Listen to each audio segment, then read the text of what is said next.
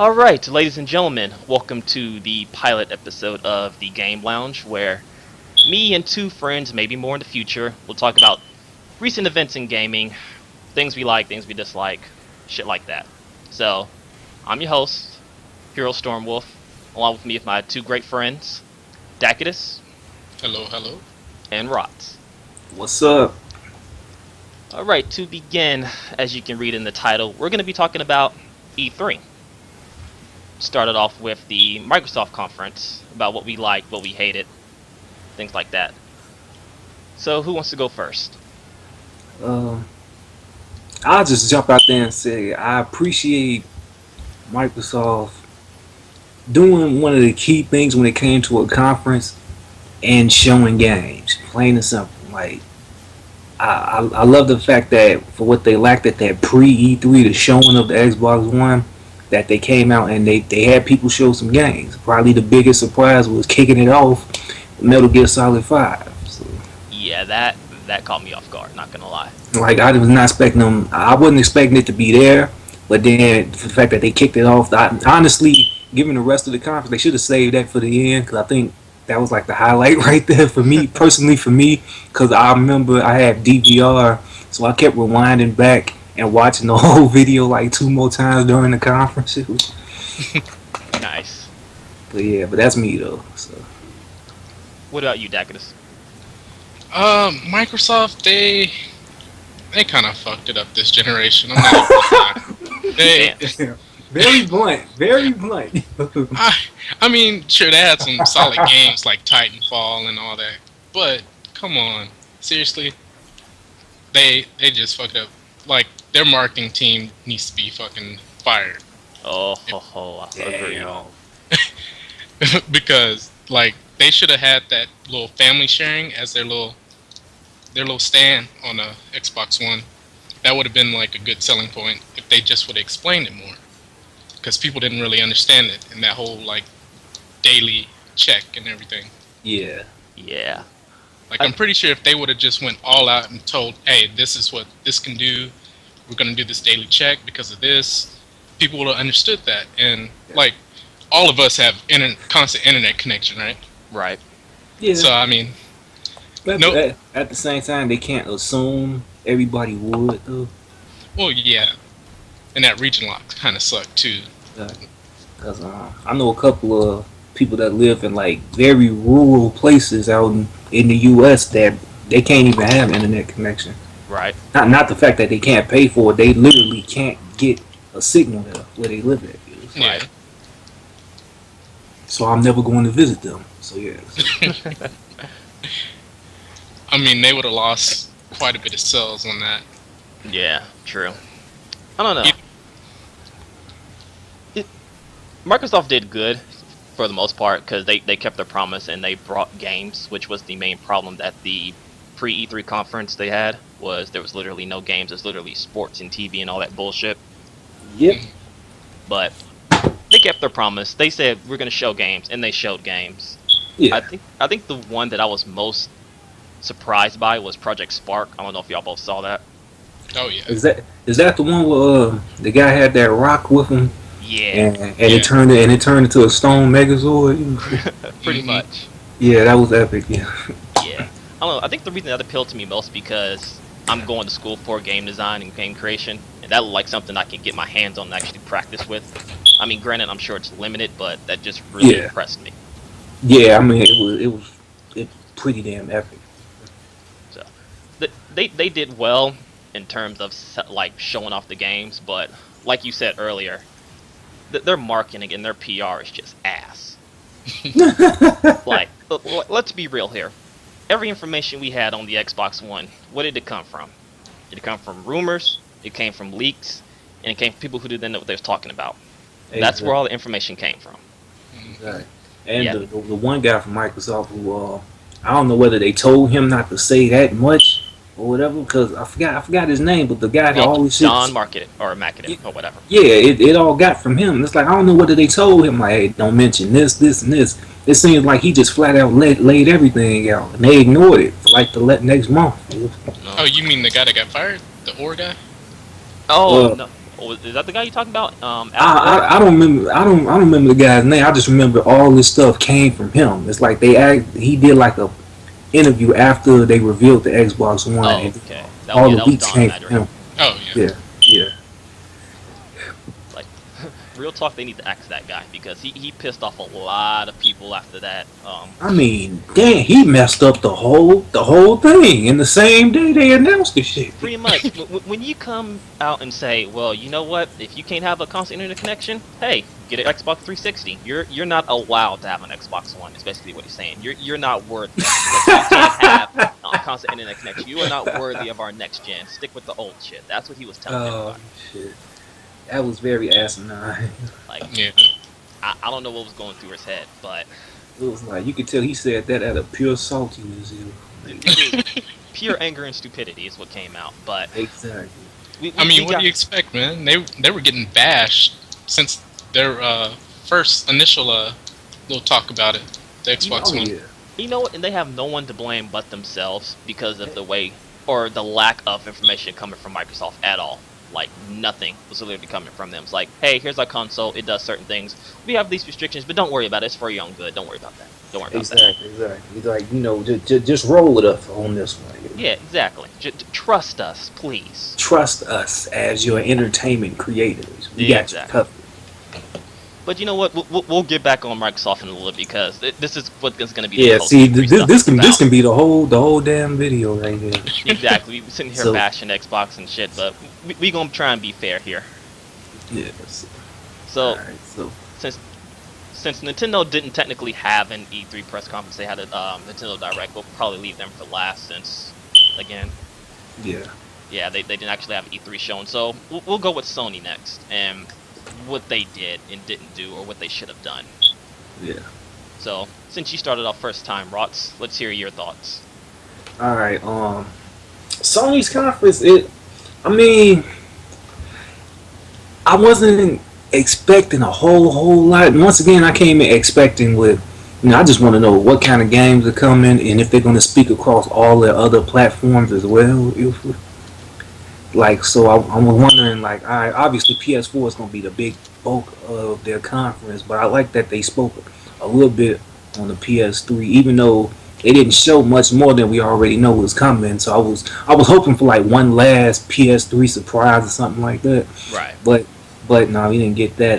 The Vita, I don't even remember how much they even said about the Vita. I think they briefly talked about it, which, in all honesty, that's a good thing because the Vita's not doing so well.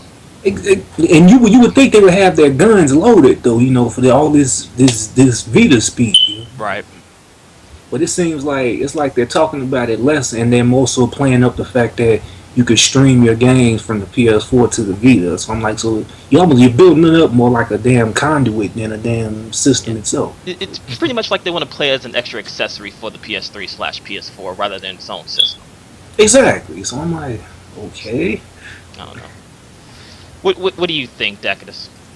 I personally like the Sony press conference. It was a lot better than Microsoft, but I can tell you that. A lot better surprises. Yeah. But like, I'm really interested to see this whole Gaikai stuff in the little smart glass with the Vita or your little tablet and stuff. How they're gonna put that in the games. Yeah. I think you're probably the second person I know that actually is excited for smart glass. Hey man. Like, don't get me wrong. It's nice and everything, but I mean, most of us have all these like tablets and smartphones and stuff laying around. And that's true. And having like the little game on the go, that'd be cool. Yeah. Okay. Check in, leaderboards, see who's beating you and stuff. Fuck leaderboards. Leaderboards are mainstream. I don't know. I don't know. I have to disagree when I say Sony did better than Microsoft.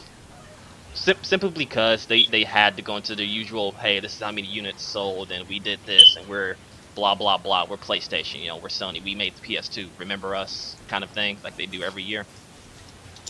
But when it came to the games and stuff, there was nothing really exciting. I mean, granted, we saw Killzone, we saw Infamous, we saw stuff we already seen before, and we really didn't see anything new that was Exactly. exclusive. No Mm-hmm. big surprise, and then the one big surprise that we did get, you found out like 2 days later that it's still multiplayer. Not saying that's gonna make it bad, but Right, I'm just saying like, took a little bit of the sting out of it. So, right. Their biggest surprise was when they had Final Fantasy 15 and Kingdom Hearts 3. precisely my point. Like they had us like, oh shit, this is gonna be a PlayStation exclusive. Oh fuck! Shit. 2 days later, damn. Exactly. Multiplayer. They obviously they can't say it on the conference, but we saw that good ass article. Yeah, like and that's the thing that kind of hurts Sony right now. I'm not saying it's gonna hurt them in the long run, but they have no real exclusives as of now that we've As of seen. now, right? Like I'm pretty sure later down the road they're gonna have stuff planned and stuff, but as of now, everything that you can get on PlayStation 4, you can possibly get it on not PS3, but PC and Xbox One. Exactly. And but there's also reasoning for that. And this is my own theory about it. The reason the PS3 had ended up with so many exclusives and all that was probably because the difference of hardware from the 360. Right. With these new consoles, they seem to be as similar as possible that you might see the diminish of exclusivity this gen. So And they honestly just about have the same amount of hardware. I think the PS3 has better RAM, and I think it's going to use more of that RAM because the Xbox One is an entertainment center, not just a gaming console. Because I know they have one RAM basically running Skype, another running the operating system, and then one more running the television stuff. mhm. So they're using they can use more RAM as to do different things rather than just focus on gaming. So there's probably going to be a slight quality difference in some of the multi-plats. I'm not saying one's going to look amazingly better, but Right. like you said, I think it will eliminate some of the exclusive games we see. Of course, Because it's so much easier to have them on both. right, and you make more money, and that's honestly why Square Enix went the route of going multi-plat with both Final Fantasy and Kingdom Hearts, because they need money, apparently. Exactly. I'm like, you can't, and so everybody get mad about. I'm like, I honestly write Square Enix a letter and tell them I don't want you to make money. I want you to stick to one income. Right. Like that sounds dumb. Like, Yeah. It is. like put it like this: it's not gonna hurt the game, just like how Final Fantasy. You know how it came out, how Final Fantasy 13 Right. supposedly got hurt being on the 360 because they had to cut so much. Right. Something like that came out back then. It's not gonna be like that. The game's gonna be great if they make it great. Right. It's gonna be up to them. It's not gonna be what console is on. Right. I don't know. I had something on the tip of my tongue. I almost forgot about it now, but it was something. Oh, about Square Enix. I think the main reason they're going multi-plat for these two games is because if you look back, they say that sales such as Sleeping Dogs, Hitman, and Tomb Raider, the reboot, they did poorly according to Square Enix, and they sold respective numbers. I think last time I checked, Tomb Raider sold 3.8, Hitman sold just under 3 million, and then Sleeping Dogs, which is technically a new IP, sold over 1 million, and to them that's bad. So Right. I don't know. They were really hungry for money, and what better way to make money than make the games available to everybody? Exactly. And fucking Kingdom Hearts by itself is gonna sell like Like, but if we're gonna be real here, most people are gonna buy Kingdom Hearts on PlayStation. Like that's just being real, and I hate to be that guy, but I'm gonna be that guy. Like most people are gonna buy it on PlayStation. Most people are gonna buy PlayStation. Period. That is true. Because you got to think about the little kids and their parents. The parents gonna say, "Oh, Xbox One, $4.99, PS3 or PS4, $3.99. Okay, you get the PS4 instead of the Xbox One." They're not even gonna look at the specs. They're not gonna look at the games or anything. They're just gonna look at that price point. yeah. I mean that's the thing that's gonna give them a little bit of a leg. So. Yeah. That's something Sony really did, was really undercut Microsoft by $100. That was That was unexpected. smart. Yeah, it was smart. I think what they did Do you, is they Go ahead. waited until after Microsoft press conference to determine the price. Like, okay, they're gonna sell it for $4.99. Tell them to go $3.99. Just tell them, don't worry about it. Go ahead and drop it. Oh, we're gonna lose money. No, just trust me. Just No, trust we me. won't. Go $3.99. No, we Go won't. $3.99. Go out there, go, just go. No, we won't. I think the one downside they had so far, and I'm not really calling it a downside because let's be honest, all the things we're getting is now that you have to pay to play online on the PS4. Yeah. And let's be honest here, for 7-8 years, people who played on PS3 have been getting online for free. Yeah. So I mean, it's about that time they start charging. Exactly. They have to turn a profit. I mean, they're giving out more, but they still got to turn back a profit in some kind of way. Right. And I mean, on the plus side, some people they're looking at the money, but they're giving you like some good stuff though. Like you get that game Drive Club on launch, you get that shit for free, don't you? Something like that. I think so. I think you get 1 or 2 games for free on launch if you're a PS Plus subscriber. Exactly. So some newer games will probably end up being free or have significant price cuts, like sooner than usually. So it's like they're trying to make exchanges to try to make it seem like the money is worth it. But I mean, I had a feeling this was going to happen when they announced the PS4. Right.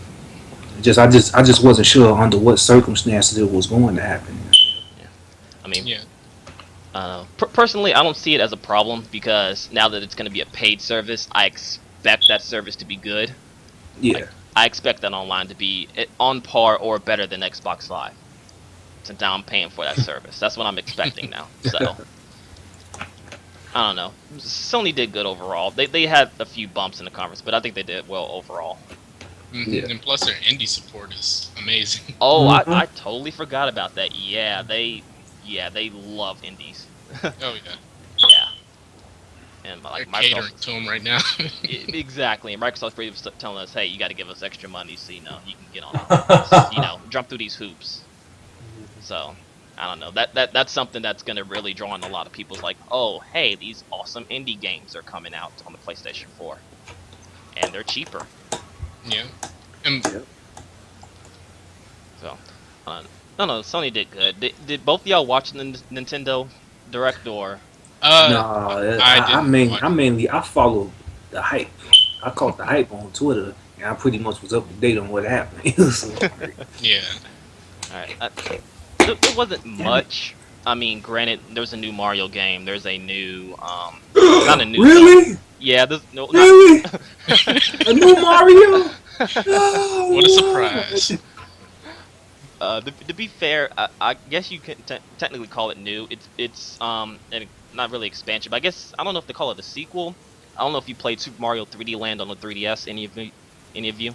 Mm-mm. No. It's basically bringing that to the Wii U. So take that as you will. Okay. The only thing about Nintendo this year I was interested in was Pokemon X and Y. Oh, and Super Smash Brothers because I love Super Smash I was about to Brothers. say, I was like, everybody can drop that Smash Brothers love. Oh, definitely. Especially since they put actual Mega Man in the game. Remember him? Yeah. Mega Man got a lot of fury to let out in that game. What You about can that see it in his face. What about that Wii Fit lady as a character now? Dude, we fit in the Villager of the Ultimate Troll characters, and I will be playing both of them. The villager is gonna eat your soul. Dude, oh man, the memes that came out on both of those guys. Damn. Leave it to the internet to give 2 innocent characters a dark soul. But I think, Creepy. I don't know. Nintendo's sort of living in the past a little bit, but at the same time, that's good for them. Because I don't know, it seems weird. They still have this mindset that as long as it's fun, it's good. They're not really trying to innovate as much. Mm-hmm. But Well, I guess- mean that's Nintendo's niche. That's Like, true. That's basically Nintendo. Hey, we make fun games. We not be the most technically advanced, but we make fun games. Exactly. I mean, that's the thing. So Yeah. I can't be mad at them. Yeah, you can't knock Nintendo for that. Exactly. They know what works. Yeah, exactly. I will say the Wonderful 101, that looks pretty interesting. But other than that, I didn't really see too much because either I've already played it before or I'm kind of burnt out on it, like Pokemon XY. I'm sure it's gonna be great, but to be honest, I'm kind of burnt down on Pokemon at the moment. Oh man, you're crazy. I know. My thing is I've heard it what before. Oh, you go ahead. Yeah, I don't know. I've heard it before. Brandon, you're crazy. Blah blah blah. I was about to say though, my thing is the stuff they're doing now. I believe they could have done this a while ago. Think so? Oh yeah, this is a long time coming, man. Exactly. They could have. They knew they could have done this. They were just letting it build up, letting it build. Cause I know people that didn't even care about the details. They just said it's in 3D, so they want to pre-order it now. Yeah. You know, I think me and you had a discussion on that Pokemon needs to go 3D at some point. Like Exactly. Like there needs to be a console Pokemon game. Like granted, I know the handheld's gonna sell more, but there needs to be a good console Pokemon game. Yeah. Like in my vision, like if like Pokemon Stadium had like an actual adventure feel to it, it would have probably been like the newer craze back then. Right. But it's still good to see it, but I don't know if I am as excited as most people are. So we'll see what happens when it comes out later this year. Exactly. I'm optimistic about it. So. So now that we got the big three out of the way, was there any game that really just blew your mind at the show? Whether it be from Ubisoft, EA, anything? The Division and Watch Dogs. Yeah. Those two. They're just. I can't wait for them. Oh yeah, and Destiny, of course. Destiny looks fun. Like I like how they were just bullshitting while they were playing it. That's what made it fun for me because I could picture myself and a couple people just straight BSing around. Yeah. And I like how they make it so dramatic when people come online. You actually see their pod landing. So you'd be like, "Hey, there goes Jeff. Let's go get his ass." like, damn, why Jeff land so damn far from here? I would have to say those three games would probably be my pick. I was sort of excited for Battlefield 4, and I know it's sort of a rehash, but the way they showed off the multiplayer has this scripted mess kind of turned me off a bit. Like it was like, hey, there's this helicopter. Let's stand perfectly still and shoot it with a rocket launcher while we're inside a building. I was like, really? Hey man, they gave you a little bit old school shooter. Shit. Yeah. They did a little Duke Nukem 3D on that shit. Oh man. Damn. Yeah. But I think those three are probably going to be big hits. For sure, man. Yeah, I would say Beyond Two Souls, but honestly, after seeing some of the gameplay, I'm not as excited for it anymore. Really? Yeah, I mean, granted, I know it's from the same people who made Heavy Rain, and I love Heavy Rain, but... Ooh, damn. Wow. You okay over there?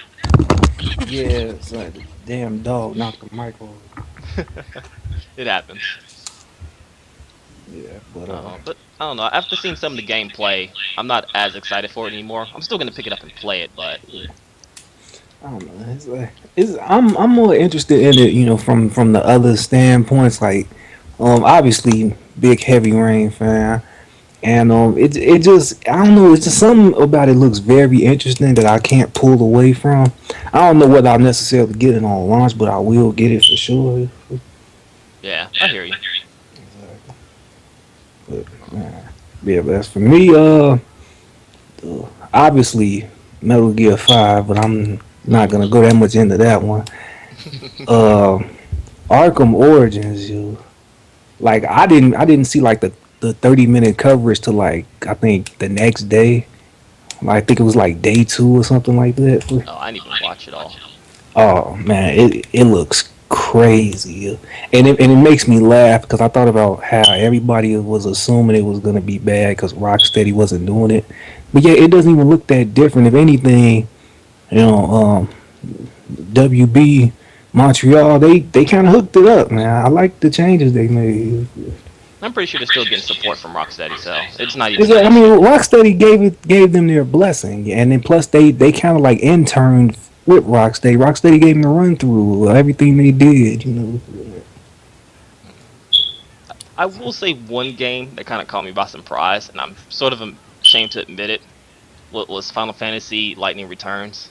Like, I I hate the first two Final Fantasy 13s, but I It's, don't know. I gotta ask you something real quick. So is that the name of the game? Like, if that's the official name of the game? It's Final Fantasy 13 Lightning Returns. Okay. Yeah, it's a shitty name, but I don't know.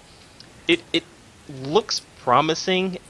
I mean, granted, I'm pretty sure it's still going to be shitty, but it looks better than the last two because it has that Crisis Core feel to it. I don't know if any of you played that on PSP. I played a little bit of it. Like it sort of has that same combat mechanic because now you can move around on the battlefield while fighting, and you can change different attacks and change into different outfits and stuff. So I don't know. It sounds silly. I know. No, it doesn't sound silly. It just made me think about how everybody wanted versus 13 so bad, and that sounds kind of similar to what they said they were trying to do for that. Yeah. I don't know. I don't know. I'm kind of glad Final Fantasy 13 versus is in its own universe now. Yeah, I was like, they need to just. In my opinion, 13 was an unlucky number for them. And it's funny, the unlucky number they would not let go. Kind of mad this turned into a random Final Fantasy, but I don't know. It looked okay. I'll probably pick it up, not at launch, but I'll probably pick it up and try it out because I'm a sucker for Final Fantasy and I have to know how the shitstorm ends. Right. Yeah. That's one of those things where, like, if you get halfway into it, you might as well go to the end, or you just wasting your time. Yeah. So what y'all think about Murdered Soul Suspect? Interesting, but I don't know. It's definitely an interesting IP that I'm gonna keep my eye on. Yeah. Yeah, same here. Because I want to see how they're gonna pull off some of the gameplay features. If it's gonna be more of an LA noir type thing or what. Well, I guess since we got most of the E3 stuff out of the way, let's talk about post E3, which the elephant in the room, Microsoft, and them going back on just about everything they had for the DRM and the online support. No, or not online support, but the online check-in. Yep. Oh, they bouts to get it. So They most people backpedaled. They moonwalked out of that shit. they moonwalk. I don't know. Dakatus, what do you think of the whole thing of them backtracking? They want sales, so they're gonna do whatever the community wants them to do. To me, if I was head of Microsoft, I wouldn't have went back on anything. I would have said, "Here it is, take it." Because, like I said earlier, most people now have constant internet connection. The region lock did suck. That's one thing they should have completely kept off, because that region lock was just horrible. Yeah, region lock does no one any good. I don't know why that's still a thing. Yeah. But I mean, them just completely reversing. Okay, we're sorry. That they admitted they're wrong, first off, and their policies were crap. But I don't know. Microsoft is falling. I don't think they should have did a complete reverse of that. Right. Yeah, I think it personally it goes hand in hand with what we said earlier.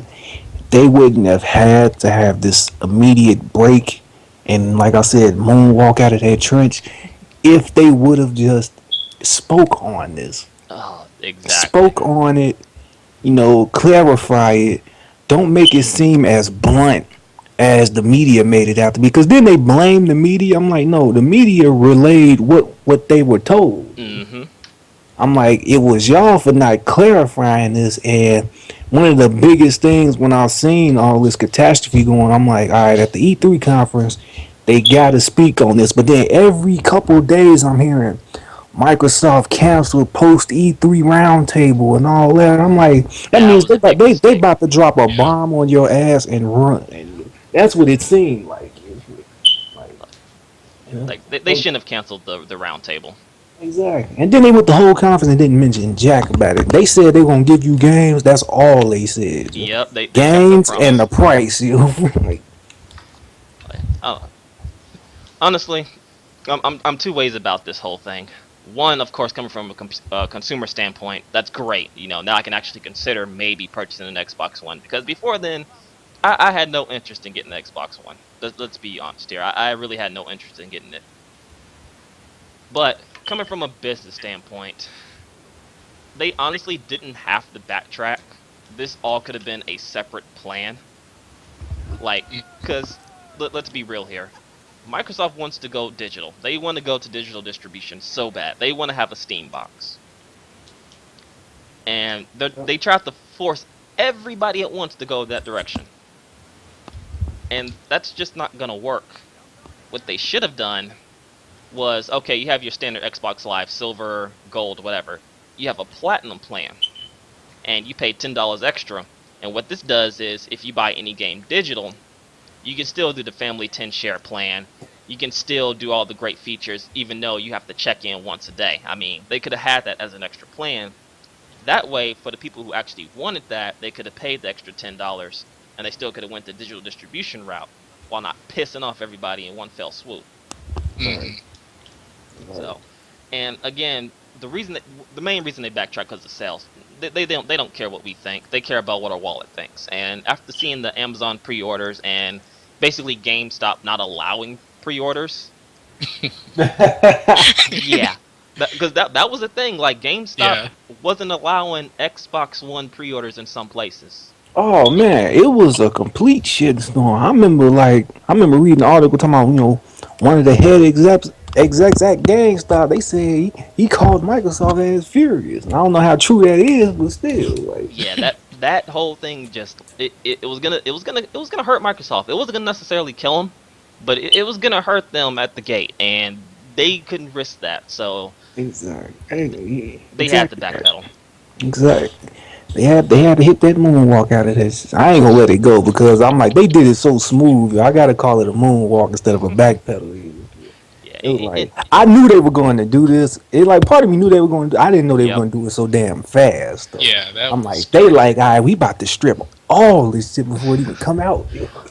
Honestly, I think they had this plan before E3 because let's be honest, having all that removed, that's just not. Oh shit, damn, this just happened. Let's take everything off and see if everybody forgets about it. No, they had this planned out. They probably have like 2 sheets of paper.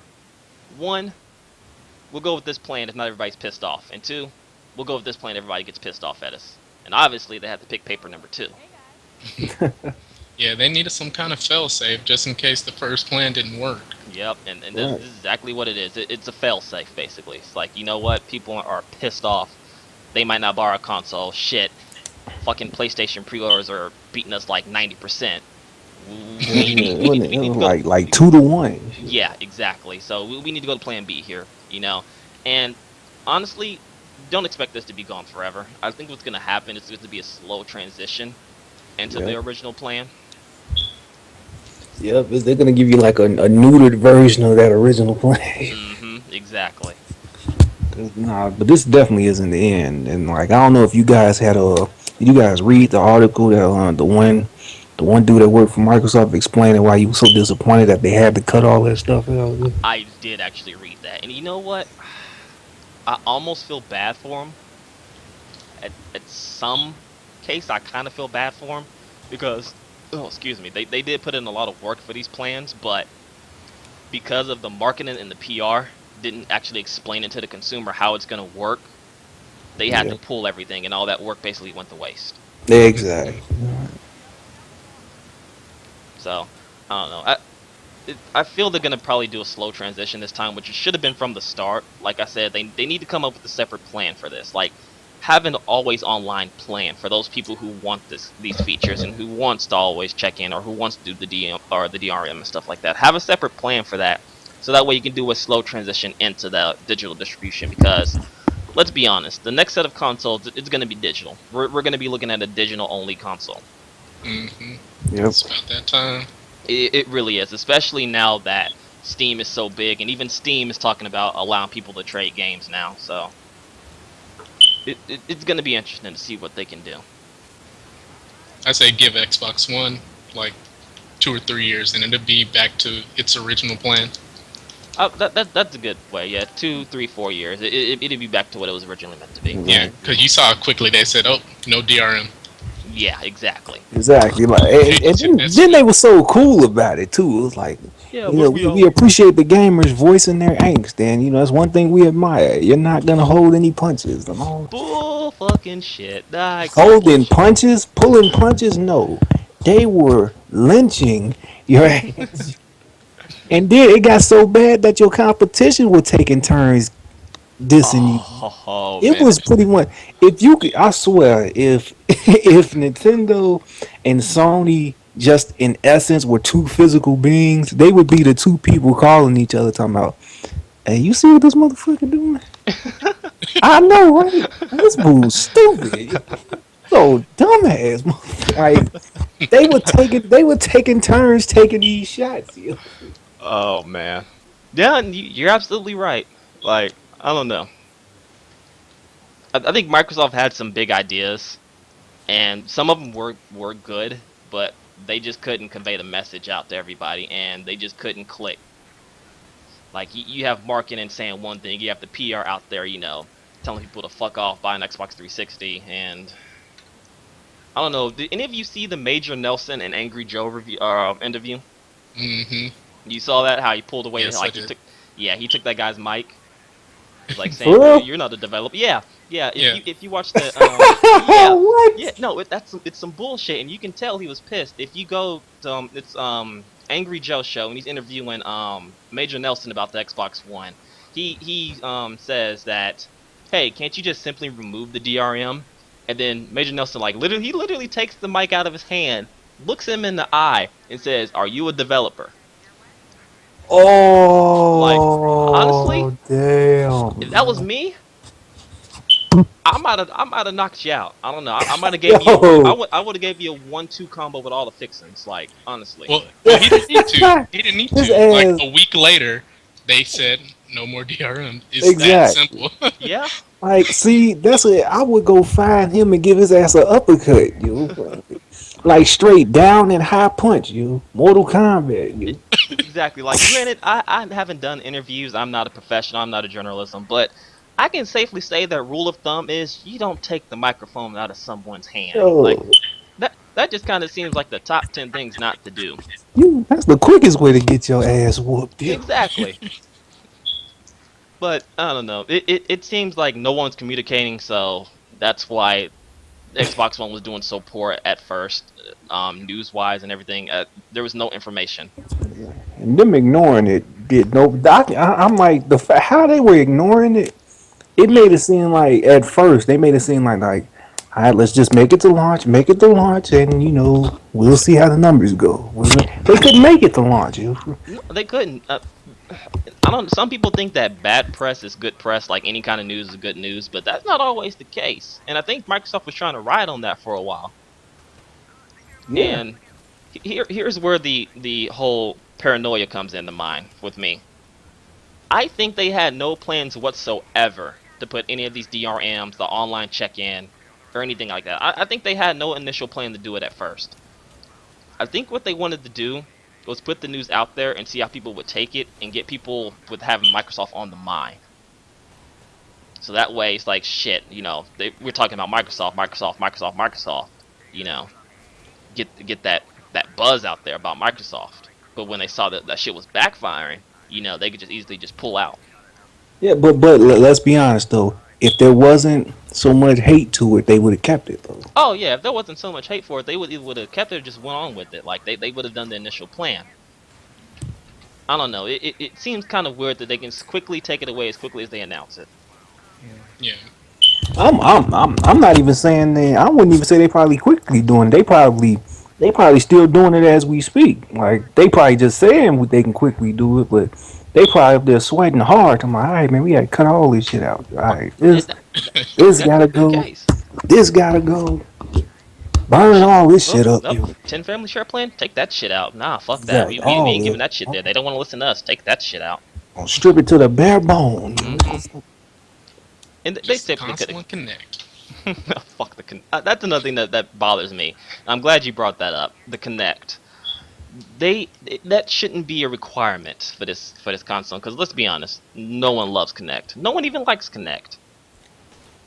Oh man, no, Connect 1 was horrible. Exactly, like literally the only thing that worked with Connect was Dance Central. That's the only game that got Connect right. Well, I mean, we can't judge Connect 2.0 yet because we haven't got our hands on it.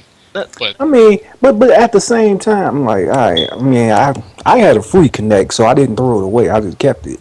But it's like they're doing the same thing with the Connect 2 that they almost did for the Connect. They can say all they want what the game, what the thing is capable of doing, but who is gonna use it that well though? For like, Yep, because they it's did it. like they they could say in general like, all right, what was that they were saying? They said the game tracks the thing tracks every single movement you make. All right, every single one down to like the digits of your fingers or whatever like that.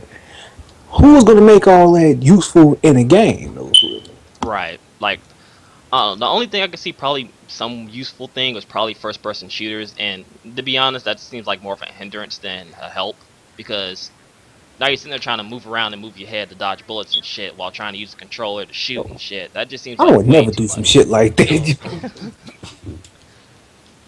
that's way too much work. Yeah, see, exactly. It's way too much work to play a game, and I don't know. I don't see too many developers making use of it. Like, you're gonna probably see more of the Mass Effect / Skyrim thing used for Connect, where you can use voice commands for spells and shouts. A real Connect game I would like for them to make. I would like them to make a full on survival horror first person Connect only game.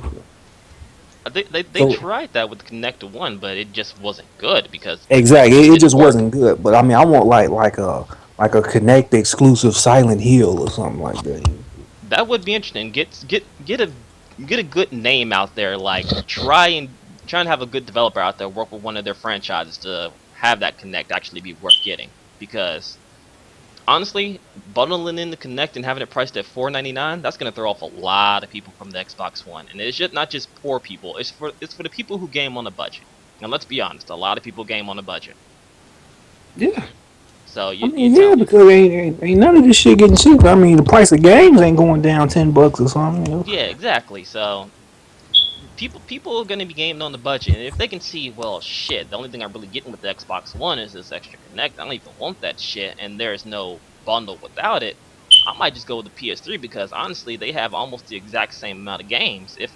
So I'm gonna save that $100 and pick up a game or two versus buying this Xbox One for $500 with this shitty Connect. So Right. yeah. But rumor has it that sometime next year there will be a bundle without the Kinect, and that kind of questions how much do you really need the Kinect if they're planning on making a bundle Yeah, without it. but they kept saying like the fucking Xbox won't go on without the Kinect though. Yeah, see, and I call bullshit on that. I'm pretty sure you can operate it without the Kinect, but since they're bundled it in every system, they have to say that to give it warrant to why the Kinect has to be in there. Yeah, exactly.